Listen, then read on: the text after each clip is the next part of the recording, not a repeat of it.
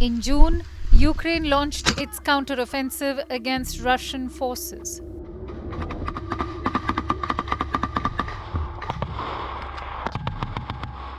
The objective was to beat back Russian troops that are occupying Ukrainian land.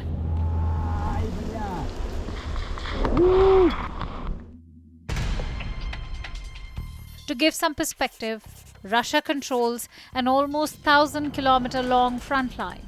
Moscow also enjoys local support in Donetsk and Luhansk. These are regions in eastern Ukraine. They border Russia and have a majority of ethnic Russians. The long battlefront and lack of support in Donetsk and Luhansk make the counteroffensive an uphill battle for Ukraine.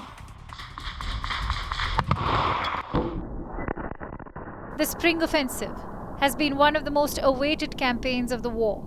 It is considered to be a turning point. Kyiv even received additional weapons for the counteroffensive. NATO members supplied Ukraine with tanks and artillery systems. Spain and Germany pitched in with the Leopard tank. The Leopard was once Germany's primary armor. It has been in service since 1979. The Leopard is battle-tested and was used by several European nations. Now, the tanks are aging. Spain and Germany are retiring the Leopard from their inventory and shipping them to Ukraine. The UK and the US have also sent armoured vehicles.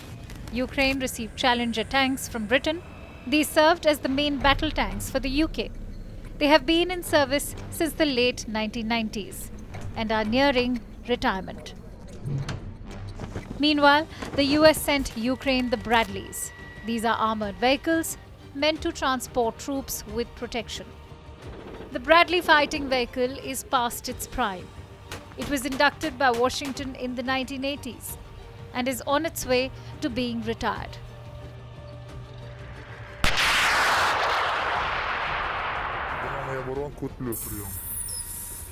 Kyiv also received artillery systems from Washington. These were the HIMARS and the M777 howitzer. The HIMARS is a multi-barrel rocket launcher. It is capable of firing a barrage of rockets, whereas the M777 howitzer is a conventional artillery gun. It fires one round at a time. Both these systems have been highly effective for Ukraine, but they are dated, and Kyiv received very few of them. They are just enough for Ukraine to launch the assault, not sustain it. The Western weapons gave Ukraine a morale boost, and Kyiv took its chance with the counteroffensive. Within the first few days of the attack, Western tanks that were donated to Ukraine lay in a pile, burnt, damaged, and abandoned. Ukraine's tanks were caught off guard by Russian ambushes. They were completely run over by air power, particularly from Russia's Ka-52 attack helicopter. These gunships operated uncontested, completely decimating Ukraine's armored division, bringing an anticlimactic halt to Kyiv's much-touted counter-offensive. The war has dragged on for more than 500 days. Ukraine's air force is absent from the front lines. All of their air defense systems, like Patriot missiles, are protecting Kyiv. There are hardly any air defense units on the front line, and Russia used this to its advantage. Russian gunships operated safely outside the range of air defenses. Their only threat was from shoulder-fired missiles. Some Ka-52s got hit.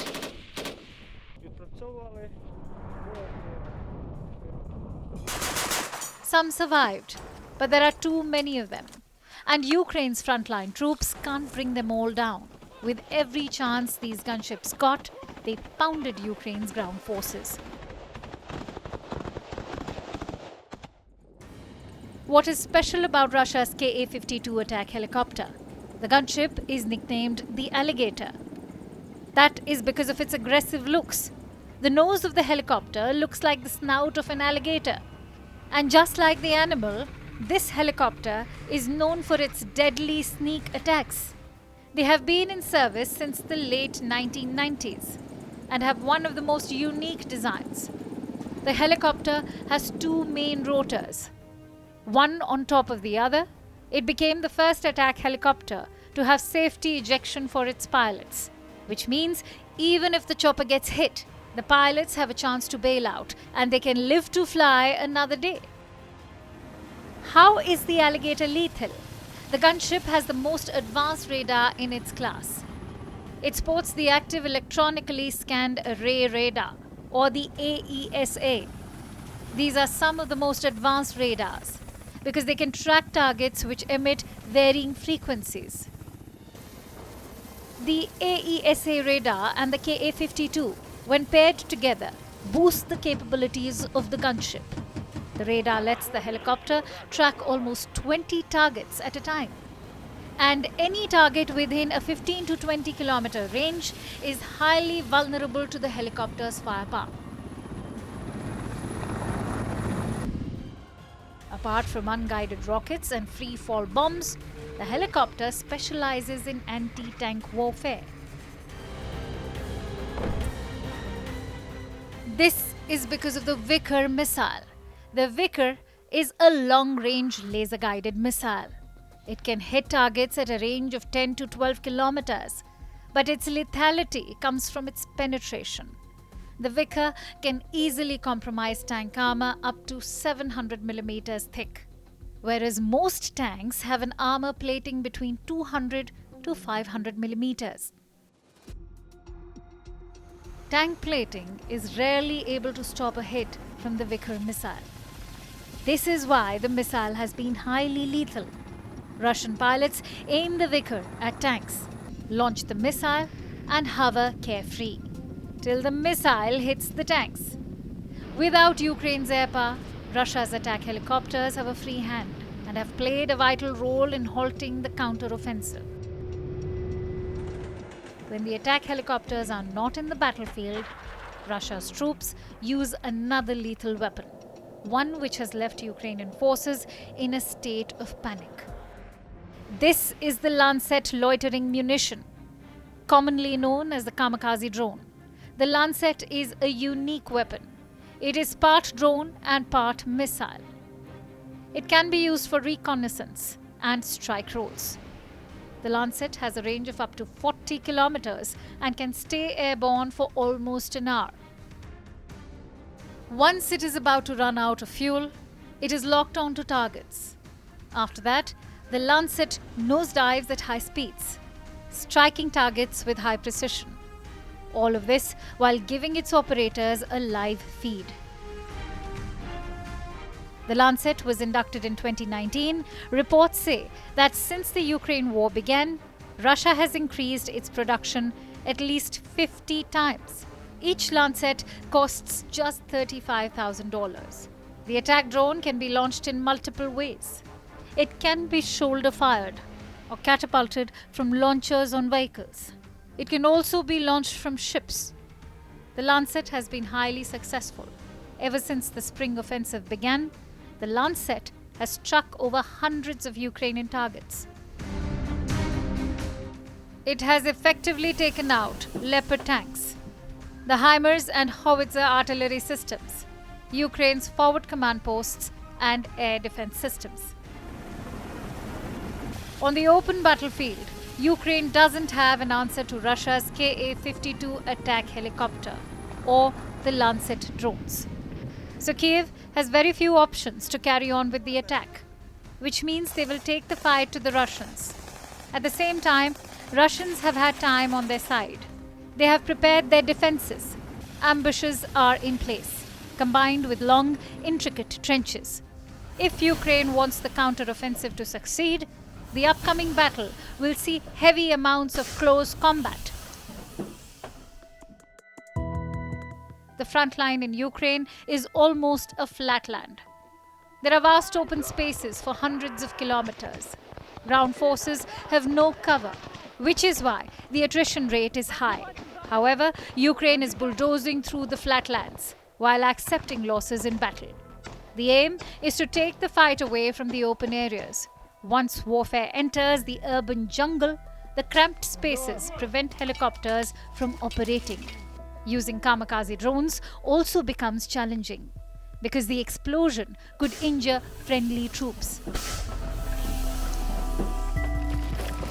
Once the battlefield becomes smaller, troops have to engage in close combat, where assault rifles and small arms are used, along with tiny handheld drones, particularly those which can drop small munition like grenades. This is already happening. Trench warfare has increased as the counteroffensive carries on. Ukrainian soldiers are now in close combat with the Russians. Tanks are no longer leading Ukraine's assault. The tactics on ground have shifted. Ukraine is using a different method unlike before. It is relying less on tanks and armored divisions. Instead, heavy artillery is being used to target Russian positions and trenches. Then Ukraine's ground troops charge these trenches. This has become possible ever since Kyiv received a lethal weapon for its artillery, the cluster bombs. In July, Kyiv received cluster munition for the first time. Cluster bombs are an explosive weapon that further release smaller munitions. These bombs are meant to damage large areas. They are highly effective in hitting targets that are spread out. But they pose a risk to civilian life as well. Many times, unexploded cluster munitions injure or kill civilians. This is because sometimes each mini-bomb does not explode. They remain buried in the ground and stay alive, and can explode years or decades after the conflict has ended.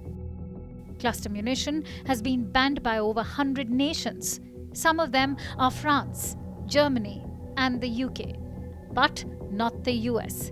And Kyiv has received cluster bombs from Washington.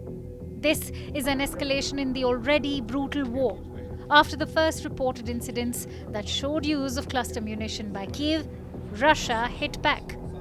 Russian President Vladimir Putin said that his country also had large stockpiles of cluster bombs and would use them in retaliation. With both sides resorting to cluster munition, casualties, both military and civilian, will increase.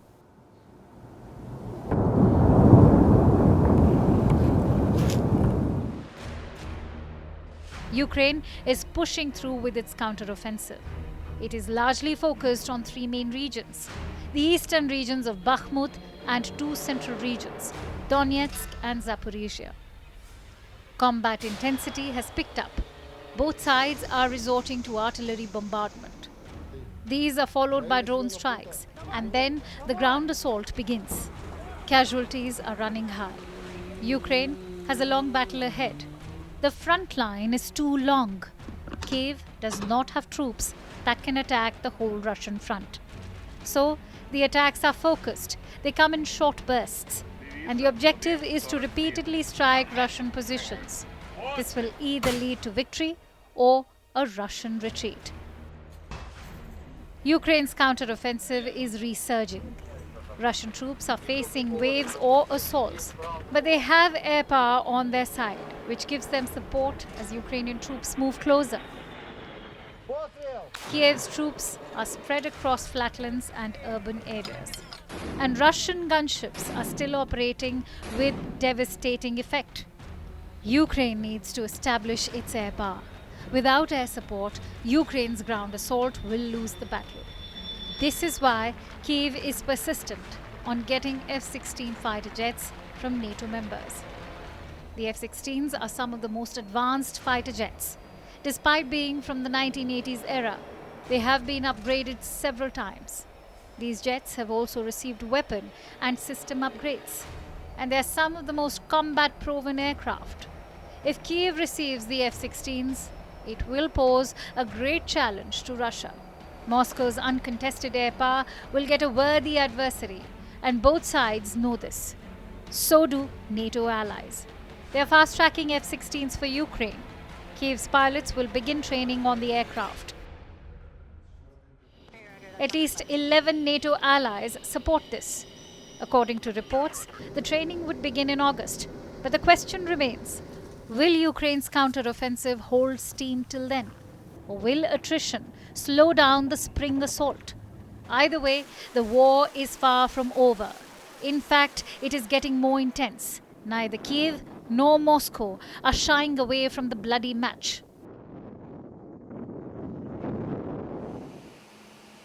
Kyiv wanted weapons for the counteroffensive, and it got them. Regardless of the battlefield situation, Ukraine is persevering against a more powerful opponent. It is now resorting to bold tactics. Drones and missiles launched from Ukraine have struck the main bridge in Russian-occupied Crimea several times. Drones launched from Ukraine have also hit buildings in Moscow. Ukraine is pressuring Russian troops on the front lines, while orchestrating strikes on Russia's mainland. The counteroffensive has picked up pace and intensity. And the war is going to get bloodier. At least for the next few months, Ukraine and Russia are aiming to inflict heavy blows and solidify their positions, because in a few months, winter will begin, and fighting in the cold is a challenge for any army.